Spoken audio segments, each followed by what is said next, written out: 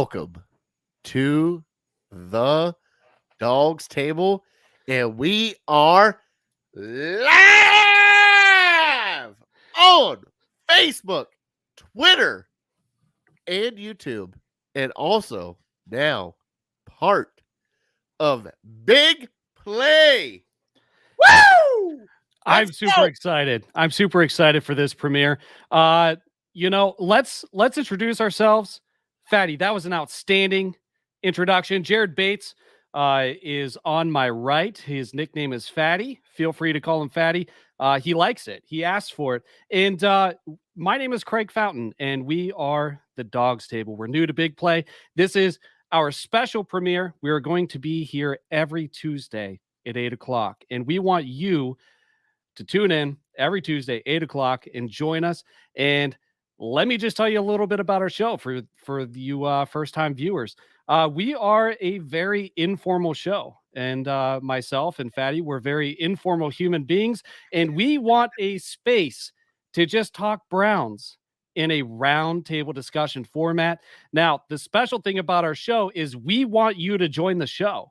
There's a link in the comments, and you can click that link and you can chat with us and basically join the show. Audio or video chat, anybody can join, anybody at all. So click that link, join the show, come eat at the table, as we like to say, and let's have an informal roundtable Browns discussion. I believe, Jared, correct me if I'm wrong, are we the only Big Play just all Browns content show? I think so. I think so too. I think we are. We are 100% Cleveland Browns on this show, and it's an exciting time. Exciting time. So, you know what's really great though? Yeah, what's up? Is I think we follow up their Baltimore Ravens show with the Birdlands or whatever they are. Oh man, the Ratbirds? Come on. Well, all right. We got to we got to support the rest of the team. B Fanjoy, great to see you. Longtime viewer. Same with Justin Masters. Just so you know, if you guys don't want to join the show, you want to communicate with us in the comments. There you go, Roger. Appreciate you joining the show. We can display your comments and we talk with you. So, Jared and I have podcasts. We have our platforms to speak. We want you to come on. We want to offer you a platform to talk Browns. Bring something to the table. Come eat at the table, and we'll talk about whatever you want to talk about. Today, though, we get to celebrate some great news from this past week. Outstanding news. I'm super pumped. Nick Chubb, we finally got the extension done. There is no more wondering whether or not Nick Chubb's going to be with us for the next few years. And this is an outstanding deal for both Chubb and the Cleveland Browns. Fatty, what did you think when you saw this news break? How excited were you? This is like the best news you can get at Christmas. Like, Nick Chubb is like a just all-around world elite, and we just signed him for 3 years. Unless, what is he, like the 7th or 8th paid running back right now in the league? He should be the top paid. Yeah, and actually he falls in line 5th. All right, and here's where the numbers fall. All right, I have this here for us, and Nick Chubb's contract is going to average $12.2 million a year. That's going to be the average salary. So after that, you have Christian McCaffrey at $14.3 million per year. You have Alvin Kamara, 14.5, Derrick Henry, 15, and somehow Zeke Elliott tops this list at $16.5 million per year. This is extremely team friendly. When you look at, comparing these guys, I think that I'm going to take Chubb over Kamara for sure, over Zeke for sure. I think that Henry is probably right there. I think Chubb's belongs in the category as Henry, but he's the reigning rushing leader. Christian McCaffrey, it's gonna kind of remain to be seen if he's worth that money. He's got his injury struggles, but the good news is Nick Chubb and Kareem Hunt are both locked up for the next 2 years. We are guaranteed a Nick Chubb, Kareem Hunt, 1A and 1B, for the next 2 years. Browns have it out in 2024. Chubb will be like 29 at that point. This could not go any better for the Browns. You have to give props to Andrew Berry for getting this done. Yeah, and especially with the discount that they got. Like, Chubb could have held out and at least got $15 million a year. And he's like, nah, I'm good. I just want to work. Like they even asked, Nathan Zagura asked him on an interview, going, "So what'd you do to celebrate your contract?" Yeah, nothing. I just kind of hung out.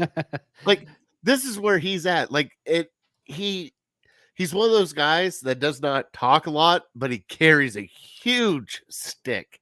And I mean a huge stick, because for him to do what he has done so far in his 3 years here in Cleveland and get the 3-year bump that he just got, I cannot wait to see what our offense does, because guess what? We got 2 top 10 running backs for the next 2 years. Absolutely. At least. And what's this leave us with? So we have Odell Beckham Jr. and Wyatt Teller. Those are the only question marks beyond the next 2 or 3 years, correct? So Yes. we have the opportunity, should we lock those guys up, to run it back, not just this year with all of our starters, but the next 2 years, should we choose to. And, not very many teams get to run it back once. That would be unprecedented. So at least I think it would be. That would be outstanding.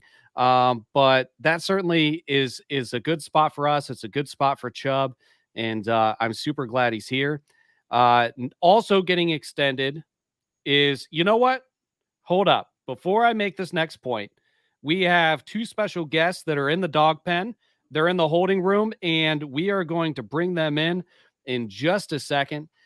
We have longtime friend of the show, and he often comes on all the time, and we love to have him. His name is Mr. Brad Ward with the All Eyes on Cleveland podcast and USA Today Brown Wire. Brown Wire, how is it going today, Brad?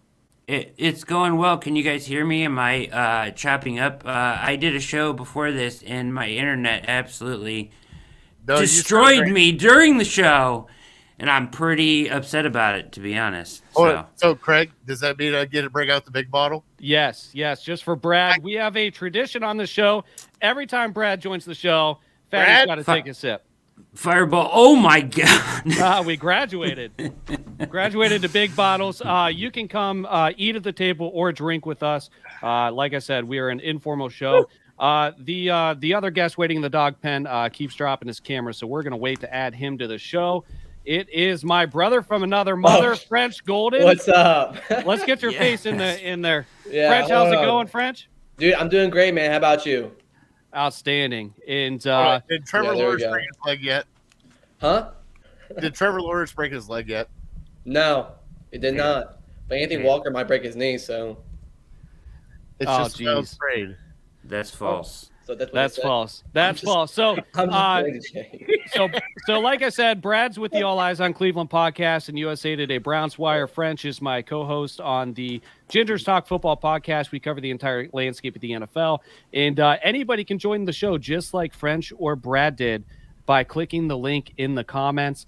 And Brad, I have to ask, because we just went over Nick Chubb's contract average, $12.2 million a year. He slots in behind McCaffrey, Kamara, Henry, and Elliott. What are your thoughts on this contract extension? Did the Browns win with this deal? I think honestly, the Browns made some concessions. Once you got the actual details of the contract, they made some concessions. Like Nick Chubb is going to get $17 million of his $20 guaranteed in the first 2 years of the deal. Like, not even the full extension. Like, in the next 2 years, he's going to get $17 million in cash. Now, that's not a cap hit. Like, that'll get prorated cap-wise. But he gets $17 million in cash in his pocket by like, the end of 22. But the Browns also did well because, if tragedy were to strike, they have legit outs after 22 and after 23. So 23 more logically, they save like $12.2 million if they had to get out after 23. So I don't even think you'll ever see the third year of that contract. It'll either get restructured at that point or whatever, because they're not going to let take a $16 million cap hit that year. All right, so relatively team-friendly deal, though. Can we agree they got him at a good number? It's you know, about right. 12 million is the franchise tag. Like ever since it came back down to earth, Henry's is about 12. Aaron Jones was about 12, even though he only got 1 year. So Chubb's is significantly better in guaranteed money than his, and other people too. So right around 12 is what we expected. It's a year shorter than I thought, which actually benefits Chubb too, because he could, if he was healthy and does break the mold, he can go back to the table and get another signing bonus and get another payday if he wants to. So, can I ask Brad one more question? absolutely. So, Brad, how excited are you that they signed Chubb? Like, I'm let's be thrilled. honest. Like, this is like the biggest signing they could have done because it keeps what we have talked about, a Hall of Fame talent here in Cleveland. Yeah. Right? Yeah, no doubt. It's I'm happy they got it done now. It gives him security for that last year of his deal, which is probably what he wanted more than anything, right? You don't want something to go bad in that last year before you get paid. So he's got that, $20 million basically at signing in his pocket. And the Browns they control him for basically 4 more years from now. So, and that's amazing. And, like I said, if he breaks down or gets hurt for some reason, they have legit outs and they've protected themselves that way.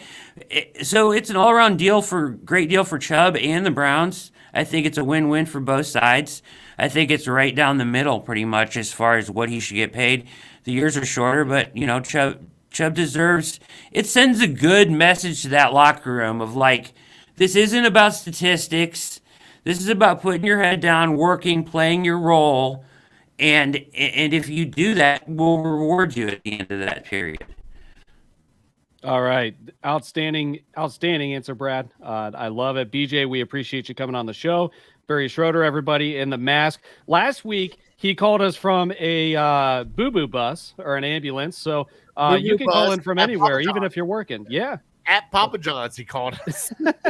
So you can join us from anywhere. You don't have to be sitting in front of a microphone or anything like that. French, I want to ask you a question, though, because you're the lone individual in this room that has some outside perspective without any Cleveland-oriented bias. And based on all of our discussions we've had on our show and with your friends and things like that, what does this Chubb signing look like to you? Does it look like a win? Yeah. Before you do this, Fritch, I have no control over this right now. So be nice before I kick you. Be nice. I was going to be nice. Or Craig will kick you because I can't kick you right now. I would love to give you sweet chin music. Okay. All right. Sounds good. Awesome. Yeah. Well, no, coming from, an outsider perspective, I think the Nick Chubb signing was a win. 100%. I mean, hey, Craig, can you bring up those running backs with the yearly? Yeah, there we go. All right, go. Perfect. All right, cool. Let me make it a quick example right here. He is the lowest paid running back on this list, correct? But if you look at some of the running backs, you're getting a great deal out of it. I mean, Christian McCaffrey, when he's fully healthy, might be the second or first best running back in this category, but he's not. Now, since he's been injured, he becomes a liability. So you're saving money on that part with a running back that's not liability to injury. Then you have guys like Ezekiel Elliott, who's making pretty much $4 more million than Nick Chubb. He's kind of on the downfall. So, I mean, he's kind of on the level with Derrick Henry and Alvin Kamara, but he's right down the middle. I think that's a top 3 running back right there. So at that point, that's a win. And plus, too, I mean, it's a win for the Browns, huge, because Nick Chubb and Kareem Hunt are now a green light through the roster through 2022 now. So that's a huge win as well, too. So I think they got a great steal. I think it's a win. Outstanding. Now, continuity is a priority. All right. And Brad, I'm sure you've got something to say about this. Paul DePodesta, our chief strategy officer, we extended him 5 years and we lined up his contract to marry that of head coach Kevin Stefanski and general manager Andrew Berry. Fatty, before we go to Brad, let me get your thoughts on this move. With DePodesta getting it, dude, it's the smartest move they did because right now you have DePodesta, Berry, and Stefanski at least for the next 4 years, correct? Am I wrong with that?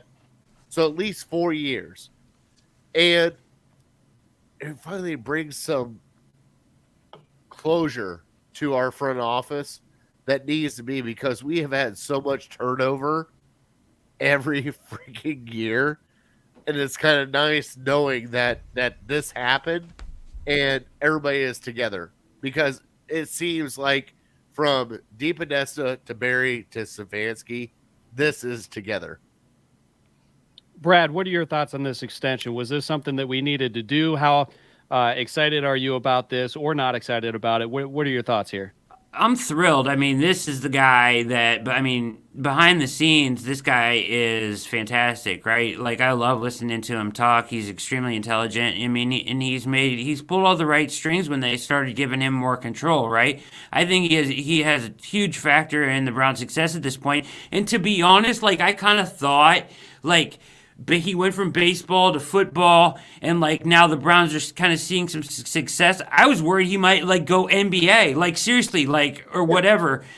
I mean, the guy, what else can he accomplish? Right? Yeah. Oh my Lord. Yeah. But yeah, I mean, what else can he accomplish, right? So for 5 more years, that's fantastic. I mean, the Browns keep him for 5 more years. That's amazing. I mean, I thought for sure he'd go back to baseball or try his hand at something else. The guy's a freaking genius. So yeah, keep him in the organization. So Brad, I gotta ask you one more question. Sure.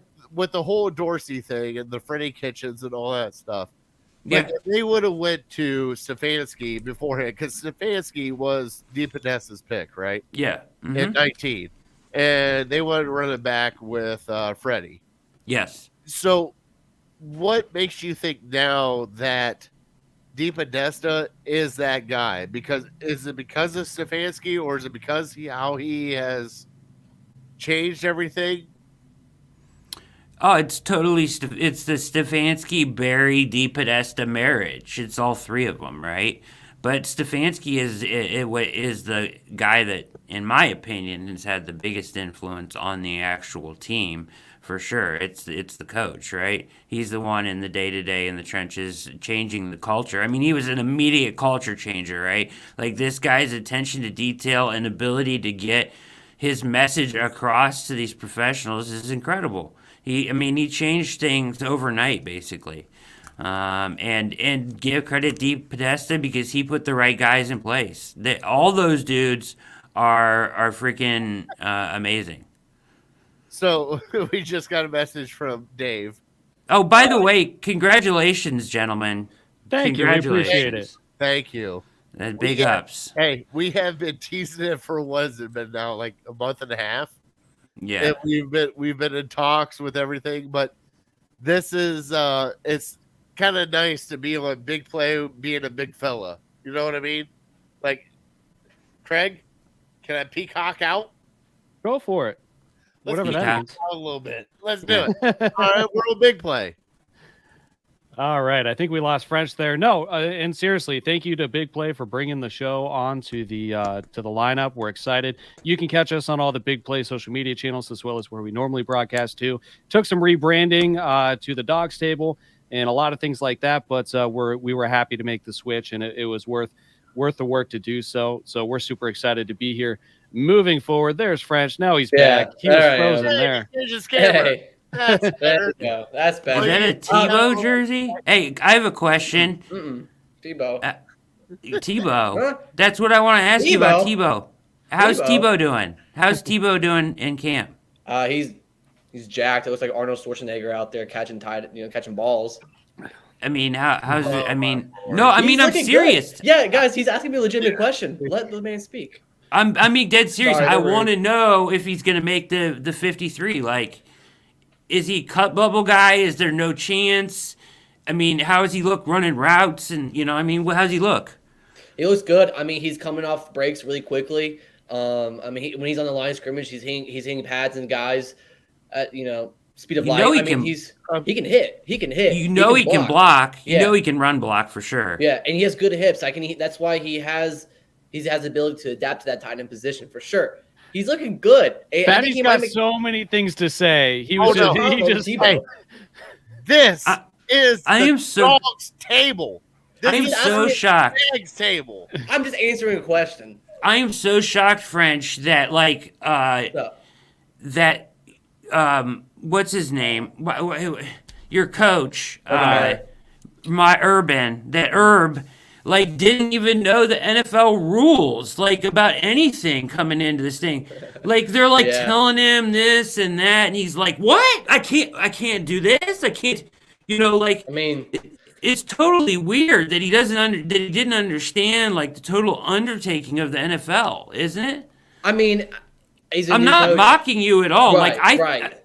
I think that like he could be really good for the Yeah. Jaguars, and I Yeah. think Tebow could be an effective tight end. I'm not making fun of the situation at all. I'm just curious. The situation intrigues me. Like the Tebow, Meyer, Lawrence. I want to know what's going on in Jacksonville. All right, so I mean, with Urban Meyer, he's a brand new NFL head coach. You know, a lot of past head college coaches try to go into the NFL, try to make that transition, they fail.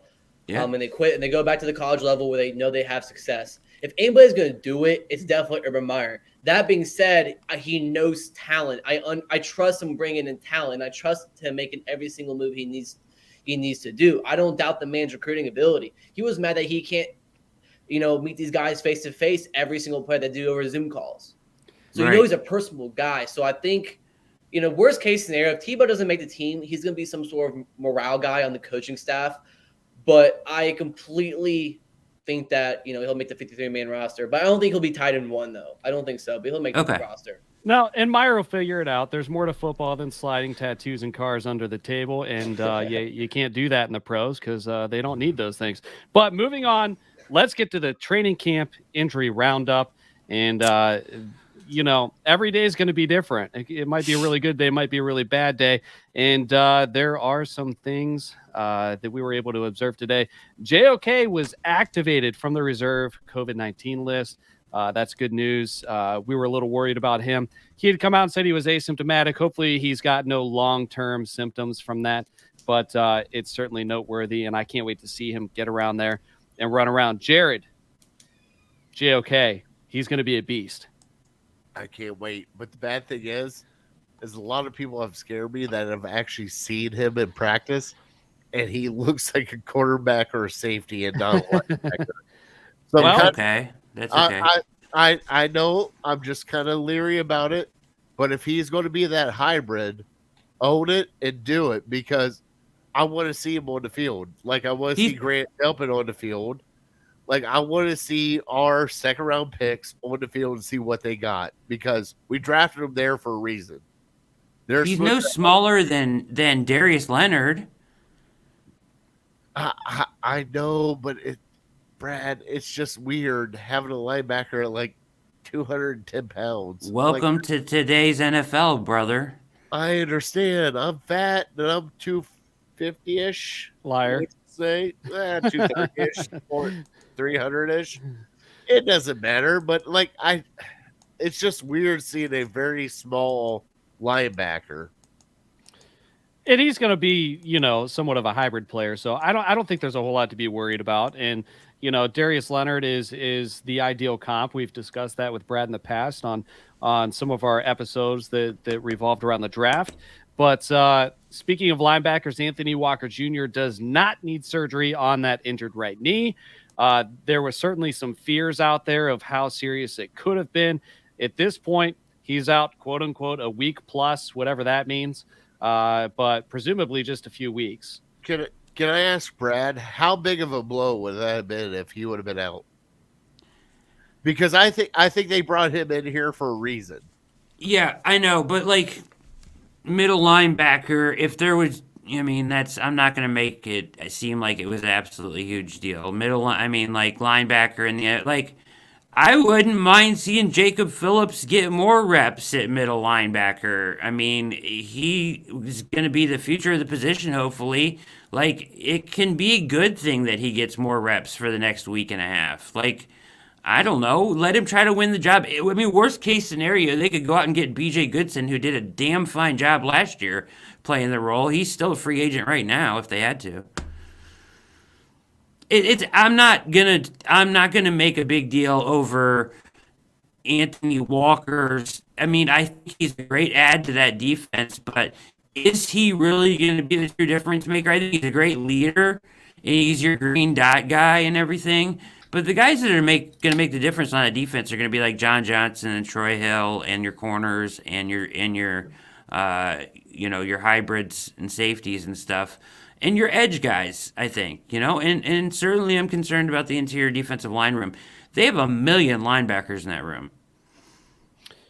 They do, and that's something that we certainly need is some depth at that position if recent history serves us correctly. And cornerback, another position. You can't have too many guys at cornerback. Greedy Williams did not participate in team drills, presumably because they're in pads and they're taking it easy with him. There are some other gentlemen that did not practice, not necessarily because they're injured, but they're rehabbing, recovering, things like that. You'll notice in my next slide here, they're not in parentheses. So Chris Hubbard, OBJ, JoJo Natson, those are guys that are recovering. They're taking it easy. Anthony Schwartz, though, out with a hamstring injury. And it'll be interesting to see if he can come back from that. Hopefully it doesn't nag. Yes, Brad. So when do we find out if Delpit can take a hit on that shoulder? I mean, what Oof. are we waiting for? I get waiting on OBJ. I get waiting on everybody else. I get waiting on Delpit. Lower extremity injuries.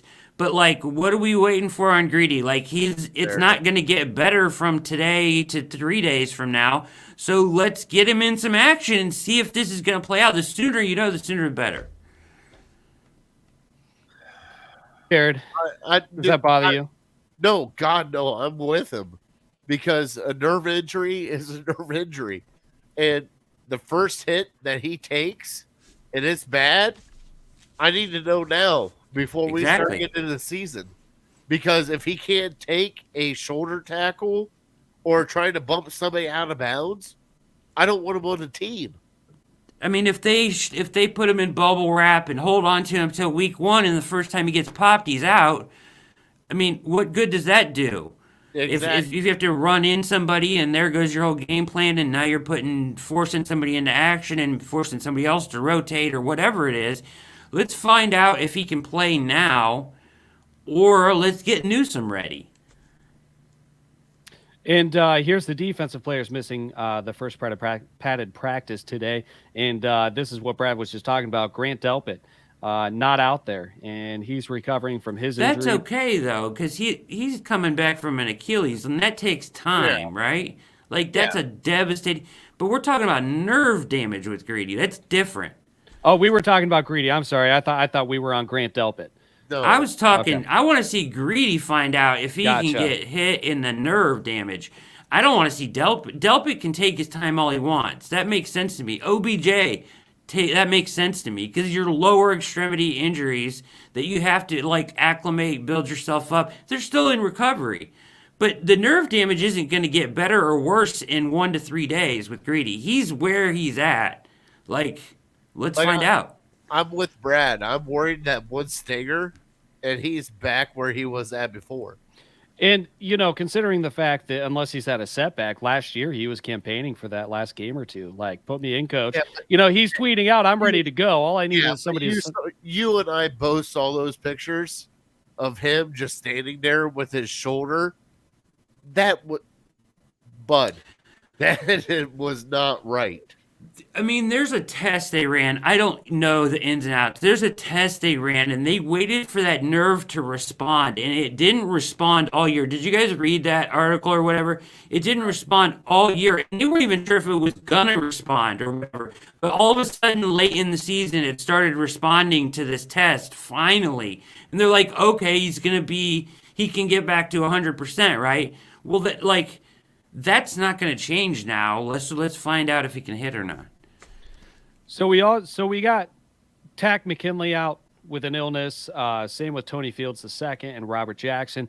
Grant Delpit was out. Ronnie Harrison is dealing with a hamstring injury. That didn't look too serious from what I've heard being reported, but it is notable. All right. Anything else that we're forgetting, Brad, French, Jared, on injuries or training camp injuries, anything like that? Did we miss anything? I mean, you got it all. I just have questions. Like, you guys think? I mean, how much this is killing Tony Fields' chance to make the team, right? Yeah, and I'm super excited to see what Tony Yes. Fields has to offer. I know Jared is. He's got West Virginia fans in his family, so there's somewhere in his background a West Virginia flag, I think. But this is a guy that I think I'm not a West Virginia fan either, but he's excited. I think that this gentleman could have quite an impact on this linebacking core. I think he's talented, so Impressive. you know. But I got to do it for my wife. There She's you go. from West Virginia. Yeah. Yeah. Joe Starkey just made a great point. I mean, he hurt one foot, and then because he hurt the one foot back in rookie minicamp, it was some doctor talking about it, but he overcompensated and now he hurt his other foot. So he missed rookie minicamp. Now he's missing camp, and he was what, a 6th round pick, 5th round, 6th round pick. I mean, he needs to be out there to make this team. Yeah, I know. What are your feelings? I didn't mean to upset you. No. What are your feelings about the offensive tackle from Cincinnati? I heard Cleveland Browns Daily talking. Joe Thomas was talking with him. What do you think about Hudson? Well, Joe Thomas is like his mentor, so take that with a grain of salt. But yeah, James Hudson is a beast. I love him. Great feet, great hands. He's gonna be great. So does that mean that Hubbard might be on the hot seat? I mean, you were either going to get rid of Hubbard as a cap casualty already, or else he's going to be your swing tackle this year. I think it just adds more depth to the situation. I think they're both going to make the team. All right. So every week we run a Twitter poll, and ours is around a position battle this week. You can catch us on Twitter, by the way, at Dawgs Table. We recently changed our handle when we rebranded at Dawgs Table, DAWGS Table. All right, there we go. Exactly. Also, and dude, you'll find us at dawgstable.com. Pretty soon. Trade him. The official website's coming. The merch is coming. All the goodies are coming. So there it is. Keep an eye out for that. There it is. All right, so the Twitter poll. Make sure you find our next one on our Twitter. This week, it was training camp wide receiver depth position battle. Who is going to be the odd man out after Browns training camp? We have Rashard Higgins, Kadero Hodge, Donovan Peoples-Jones, or everybody makes the team. Brad, hang tight. I know you got something to say because you're good with roster construction. Jared, what do you think about this list? I think the one that, good Lord, this is tough. I think the one that might be looking at was maybe Hodge. I think DPJ brings something different to the team. He brings size and speed. And Higgins is, let's just say Baker Mayfield's blanket. So, Daryl Hodge, especially when you bring in Schwartz and Felton, who is getting reps at wide receiver and other things, I think it might be Hodge. All right, so here's kind of what I'm thinking. I'm thinking that no matter what happens, there's not going to be enough room for everybody. I'm not super confident Felton's going to end up making this team, but I think that the battle for third and fourth wide receiver, or we're talking about it here. Brad, can all these guys make the team? Yes. And how likely is that? Yes, and they will. And you're wrong about Felton, too. Felton's on the team. Okay. Fair enough. Dearness Johnson will be gone. Felton will be running back 3. I mean, you don't need a third guy to run between the tackles, I don't think, do you? Felton is special with the ball. He brings a totally different dimension than him. Under my understanding, he's been fantastic. I think all 3 of these guys make the team. We know they love Hodge, right? If you recall last year, wide receiver 3 coming out of camp, Stefanski's camp, was Hodge. Hodge got hurt, and then they went DPJ, And then Higgins finally got his chance. But the thing with Higgins that I've kind of figured out, if you remember even back to Freddie's regime, is Higgins must not practice like as well as the other guys, but once you get him in a game, he's like amazing, and he's never going to let you take him off the field. Like, look at what happened last year, right? That's why they call him Hollywood. Come Right. on. I know, but that's what I'm saying. So, and you paid him $2 million. Hodge is definitely going to make the team because he plays special teams. He's the best run blocker on the team. The coaching staff loves him, I know. And DPJ is your guy of the future. I think they all make the team. JoJo Natson is not going to make the team. I think Schwartz makes the team too. I mean, so you're looking at what? OBJ, Jarvis, 4. That's 6. That's 6. I just don't see it any other way. All right, fair enough. And what's that? Fridge, what do you think? I think French zoned out out there of for the a three second. guys. No, I was listening to you guys the whole time. Oh, you're my little I brother. know, I have to I'm razz staying you. attentive. He's on yeah, the that's table. true. I had to bring him in. When I look at those three guys, the guy that leaves that list and leaves the Browns, who's most likely to go, to me is Kadarius Hodge. Just coming from an outsider's perspective, because when you follow a certain team, you're more attentive to the players, like I'm with the Jags, more so than you guys are with the Jags. So when I watch Cleveland Browns games, when I listen to Cleveland Browns games, when I follow Browns games, the two guys' names I heard the most were Higgins and Peoples-Jones. Didn't hear Kadarius Hodge as much, maybe due to his injury. But when I hear those guys' names more, I just think that, hey, I think, Higgins and Peoples-Jones are the guys that stay and Hodge leaves. Yeah, and I think that it's interesting because Hodge isn't going to necessarily get the receptions that some of these guys are. But if I remember correctly, when you look at PFF and some of these advanced statistics and stuff, and opportunities, Kadarius Hodge is a superior blocker as a wide receiver. Brad, am I remembering incorrectly there? Am I onto something? No, that's what I said. He's the best. He's their best run blocking wide receiver they have on the team. Plus, he's an elite special teams guy, as B Fanjoy just said. And and same thing with Felton is elite with the ball in his hand. So, I mean, and they're gonna want to keep Schwartz.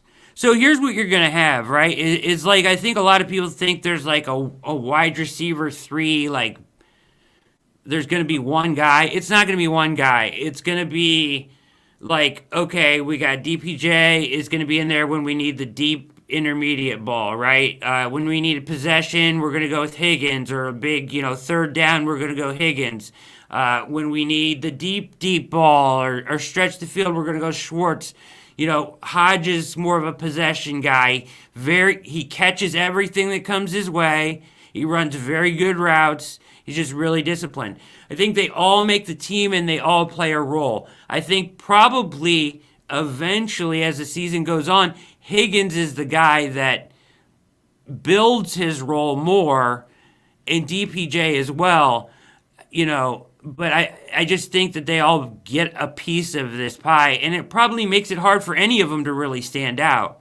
There's just so much to go around on this offense. So I see what you were saying with Felton. I think that you can cross off kill two birds with one stone. You can put him in the running back room, but also use him at wide receiver instead of Dearness Johnson. So there's a roster spot there. How many total dedicated wide receiver roster spots are they going to occupy? Is it going to be 6 total? 6. Okay. 6. All right. 6, and Felton can play wide receiver. Exactly. So really you would have 7 on the roster if he occupied a running back spot. Hunt. Same with Kareem Hunt. Kareem Hunt could do it too. Yeah, absolutely. All right, Brad, I know you like to play this game. The poll was up here. Which option do you think? Which vote won? Hodge. All right.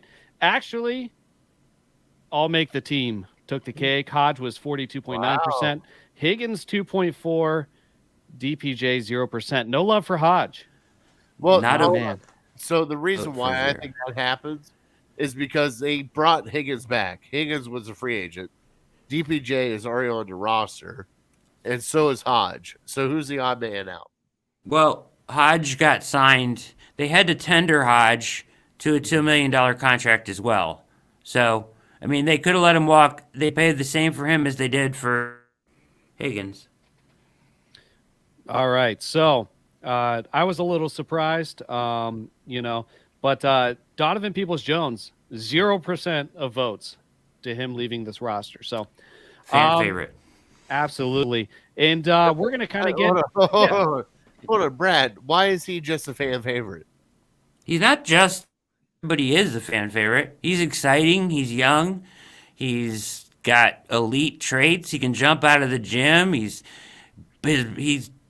freaking turned his body freakishly into an NFL body in this offseason. He's going to be good. I mean, for me, he's like the Browns wide receiver 2 of the future. Like, you need him after this year to step into that role. Okay. Ask.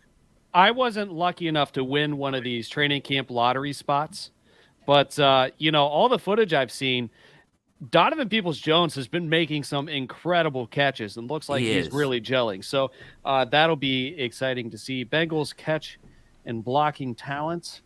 I don't care about the Bengals. That's sort of Kentucky.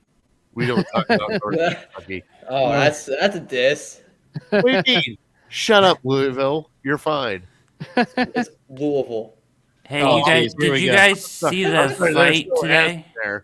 You what? The Giants fight. Oh, and the Giants fight? Yeah.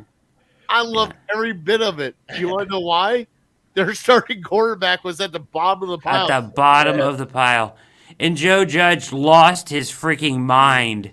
I guess it was like dead quiet, and he was just cussing so much they had to like turn the cameras off and stuff. All right. So I give him kudos for that. Yeah. Kudos? I give him kudos for that. We talked about that on our when we record this early this morning, Craig, for Gingers Talk Football. Wow. Yeah, I give him credit. I do. That was a plug. That was a huge plug. Oh, that was like That's extension. okay. That was an extension cord plug right there. Yeah. Wow, holy shit. There it is. Well, I mean, Yep. Gingers Talk Football. yeah, that's what it is. I really can't say anything with the one flag flying over my shoulder. So yeah, okay, plug away. Right. I'm just let's move on.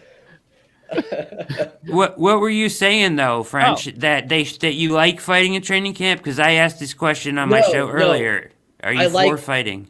I like Joe Judge inserting his, to me, when I think of Joe Judge, I think of a quieter guy, stern, direct, but quieter and a little more calmer. And when they're at the division, that division is wide open. The Giants know it. They know this is a year they got to improve. And when you're starting quarterback, you're trying to make successful there, trying to make it work as the bottom of a pile, and Saquon's quads can't save you. That's bad. That's bad, dude. So, I mean, I get why he's pissed, and he should make them run 100-yard sprints, and he should make them do push-ups and all that because it's unacceptable. It's just they just need to be more professional about it. Hey, the Browns got practice against them. Yeah. That'll be interesting. He's going to get fired. OBJ. Watch them cheap shots. Cheap shots.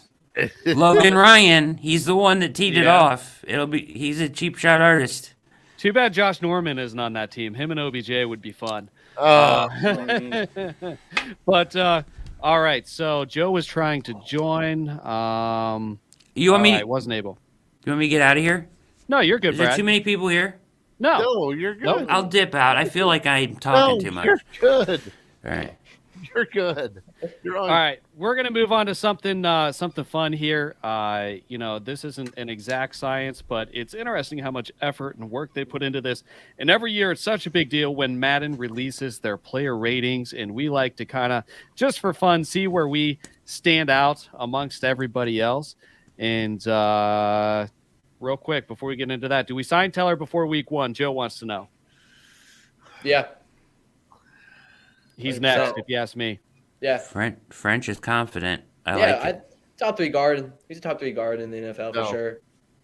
I like him. Top 5. I think he has a lot of potential. I'm high on Wild Teller. You guys talk about him. So yeah, I do my research. I think he gets done. I think his deal gets done. I don't know. It was interesting that Barry said he isn't dogmatic one way or the other about. That's the word he used. Dogmatic. He isn't dogmatic about signing players during the season one way or the other. Which to anybody that didn't go to Ivy League school means he isn't set in his ways on doing things one way, signing guys to contracts during the season one way or the other. So, I mean, I think that leaves it open for Teller, and I think Ward is probably next up.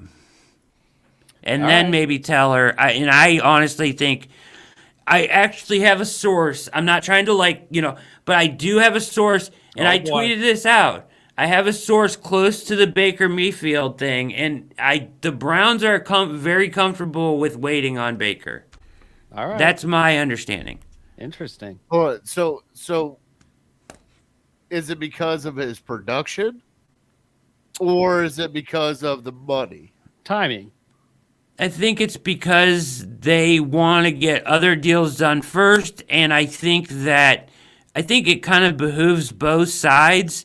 And if Baker's camp isn't going to come to the table and pound on the table for a contract, then the Browns are going to be like, sure, we'll take another 6-8 games of data points before we sign this contract. Because really, he put about what? Half a season, 10 games of really good football together last year. So if you saw 6 more games of that elite level of football, that would be a full season, and I would feel a lot better signing him at that point. Jared, thoughts? You look irritated. He looks so mad. No. I'm not mad. I'm kind of with Brad on this. Is if he's our franchise quarterback, why do it now? Everything else goes up next year, right? Why not be for sure after this year that Baker is your quarterback?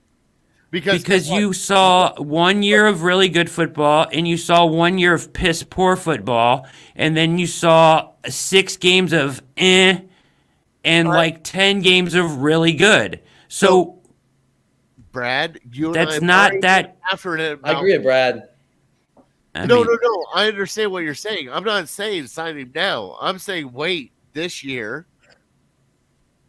I think he's going to get the deal no matter what. It's just timing. And I think that Baker's cool with betting on himself, and the Browns are cool with getting more data points. And I think they're okay with paying like $5 million more if he takes him to the AFC Championship game or the Super Bowl or wins an MVP or something. They're okay with paying him more money. Those are good problems to have.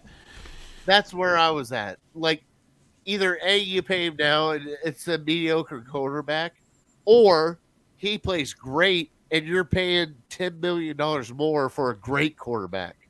I mean, if they signed him now, he's still going to want between 36 and 40 million a year because that's where the market is. Yeah, but if he waits till after this year, he can ask for what? The most 42, 43? Assuming that he gets us to the AFC Championship game or to a Super Bowl and doesn't completely, and I don't think he will, but if he completely drops the ball this year and regresses, then the Browns are safe by not extending him. But like Brad's saying, the cap's not going to go up a ton, or the contract amount's not going to go up a ton. No. So at the same time, I agree with what Joe said. In guaranteed money, like that's just the fluff money. In guaranteed money, it may not change hardly at all. If we actually finish up with Chubb, if we actually finish up with Ward in Teller, we make a decision on what route we're going to go at some point in this season. I'm sure they're going to know what direction they're going to go with Odell. They're going to say either this guy's going to have to take a pay cut if he wants to stick around, or we're going to off him. They're going to know partway through the season what they're going to do with him. But it allows them to structure all the other contracts to accommodate whatever we're going to have to do with Baker to try to keep all the pieces of this team together. I think it's the right move. Yes. All right. And, agreed. We took his 5th-year option. He can prove himself again if he has a slump. Worst case scenario, we franchise him 3 times like Washington did with Cousins. So he's not wrong. Like he's not wrong though. Like Baker's not going anywhere. He is the franchise quarterback of the Browns. He's not going anywhere. I'm not saying even if he shit the bed this year, Can I say that on the show? Yeah, you're good. All right. Hey, whatever you Even if want. he shit the bed this year, There's a blow in this. which he's not gonna do, because he's in this offense that he knows. He has continuity for the first time in his career. He's running it back with his entire offense. His numbers are gonna go through the roof this year. This is the perfect time to bet on himself. Like this, it's perfect for him. He's never had this in his career before. He's overcome the adversity. Now he's going to reap the benefits of betting on himself. So, if the Browns see it like going way out of control, they can try to get something done mid-season before he wins an MVP or something. In our wildest dreams, right? But it's not that wild that he goes out and puts up insane statistics with the talent that's around him. Perfect storm. That's right. You're muted. Yeah, Greg, you're muted. Stop muting yourself. I don't even know how I did that. It's my first day. Jared, it's my first day. Let's go. First day at the office.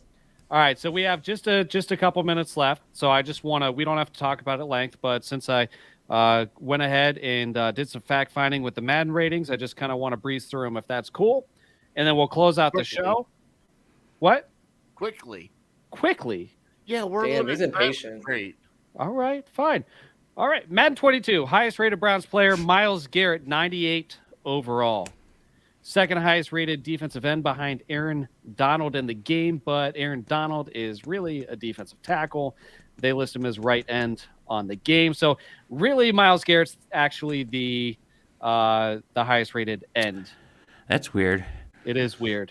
It is weird. So if you've seen, anything out there saying Myles Garrett was the highest rated end, that is correct. It's they do some weird things with their positions on there. There it is. That's the one I wanted. Nick Chubb and Derrick Henry, they have the same rating at 96 overall. They trail only Christian McCaffrey and Nick Chubb has got the 99 break tackle. Yes. Oh my Lord. Yes. And Dalvin Cook, we didn't really get to talk about him when we were talking about some of these other running backs, and then you have Alvin Kamara there. So and I'm a firm believer that it's Chubb, Cook, and Henry really. McCaffrey, if he can repeat the success he had at first in his career, then he belongs in that top 3, top 4 conversation. I'm skeptical at this point how well he can come at. Talent, second to none. Durability, huge question mark. Alvin Kamara, great back when it comes to catching the ball out of the backfield. He is at 94 overall. Kareem Hunt, where does he fall in this? He is the 11th rated HB, ahead of James Robinson and Austin Eckler and Raheem Mostert. So you have French. Sorry, man. Our backup running back is better than your backup running back. No, he's not a backup running back. Shut up. I know. I didn't see where Travis Etienne fell. What a waste of a draft pick that was, but that's a different day. Yeah. Right now, I'm ready to argue. Let's go. I'm so glad you drafted a quarterback and running back in the first round. Right. Yeah, it happened. You guys did too. Baker Mayfield, 84 overall. Quarterback, you did? Huh? Never mind. Let's go ahead, Craig. Proceed. No, French. What happened? First round. You drafted the quarterback first round, but now you're dissing us for drafting a quarterback in the first round. No. I'm dissing you for drafting a running back in the first round. Oh, I thought you were talking about just individual positions. Whoa. Okay. Whoa. No. Not on this show that Trevor Lawrence will blow out his knee. Oh, man. So we have Baker Mayfield, 84 overall. He's 11th in the list. He trails Matt Ryan and Ryan Tannehill. Tannehill's got an 87 overall, which is interesting. Let's see how he does without Arthur Smith. Yeah, that's a huge factor. French. Jared is a soundbite on our podcast show because we recorded him telling French he hope Lawrence doesn't blow out his knee because they like to bicker. So that's where that's coming from. You know I love you, French. I know, I love you too, Jared. Hey, next time when you come on a French show, don't throw up the air quotes. All right, do that for me. I got you. Don't you worry. All right. Clowney was unblockable today. I heard. Oh, there we go. Clowney was unblockable today. Everything's coming in. Right at the end of the show, everything's coming in. I can't click on anything. I know. It's a little weird. We gotta figure out this setup here. Yeah, Yeah, bear with us here. So whose jersey would you be confident buying so that you can wear for several years? This is a good question. I gotta think Myles Garrett's pretty safe. Anybody, except for Odell, maybe. Yeah. So there's plenty to choose from, I think, and I don't let it scare you, especially with running backs. 2 or 3 years, you're good. What are we laughing at? What'd I do? I don't know. I'm just laughing with everybody else. I just thought Jared keeps getting mad. Jared's getting so mad at everything I'm saying tonight. Hey, whoa. No, I'm not. I see the steam coming out of your ears when I say stuff like that. That's the Irish blood in me, or my cheeks get red. We're good. We're good. All right, last one that I wanted to go over was wide receiver. All right, the other major offensive position. OBJ is the 12th highest. He's the highest on the Browns at 89 overall. Landry is 84 and is 30th. All right, now they're tied with a lot of other players for the same overall, but there's a trailing decimal point that goes after where they are ranked, and so Landry's the 30th ranked wide receiver. He's got the same overall as DJ Moore, Devontae Parker, and Juju Smith-Schuster. DJ Moore, cool. I don't know about those other two, but Parker, certainly interesting. You like Parker? I like Devontae Parker. All right. I did too. I agree. We can cross Juju off this list. I don't think anybody on the show would have a problem with that. But all right, it's 9:00. Jeez, it's 9:00. French, Brad, I'm gonna go ahead and see you later. French, thank you. Yes, thank you guys for having us. Appreciate it. I had a great time. Congratulations again, gentlemen. Thank you, guys. You guys are awesome. Good to see you, French. You too, Brad. Good to see you guys. All right, so we are going to close out the show. Awesome guest. French is a Jags fan. French is my little brother, so I appreciate him coming on the show to share this. Yep, to share this. This is exciting for us. We're moving on to being featured on the Big Play Network and stuff like that. So it's good to have some family around. And Jared, I appreciate everything you've done for the show, and can't wait to do many more episodes for you. Hey, I love you, brother. We have a blast on this show, so we hope that you guys. We're going to do picklebacks here soon. Picklebacks? Oh no, that's gonna be dangerous. We appreciate everybody that's watched the show. We hope you tune in every week, Tuesday at 8:00. You can find us at Dawgs Table on Facebook and Twitter, and at the Dawgs Table on YouTube. Subscribe, like, follow, share. Everything helps. And of course, you can find us everywhere on the Big Play Network. And also, I think you're cutting the audio, right? Yes. Pretty soon we're going to be available in an audio format. The show is obviously going to be video first, but if your only chance to listen into the show is in the car where you can't watch the video, it is soon going to be available on every podcast platform everywhere. Keep an eye out for the podcast out there. Keep an eye out for the merch, the official website, all the things. So it's exciting. If my wife is still watching, thank you for putting up with us and, letting us take the time out of Tuesday evenings. And my wife. yeah. All right. Before we close out, you let him be a Jags fan. Man, we didn't meet until we were adults, so I didn't have that influence. Jerry, he exited the show last week and said, "I don't love you" when you said you love him. So that's all right. Fine. No one puts Barry in the corner. All right, and there's mom. Mom. There's mom. Mom, I love you.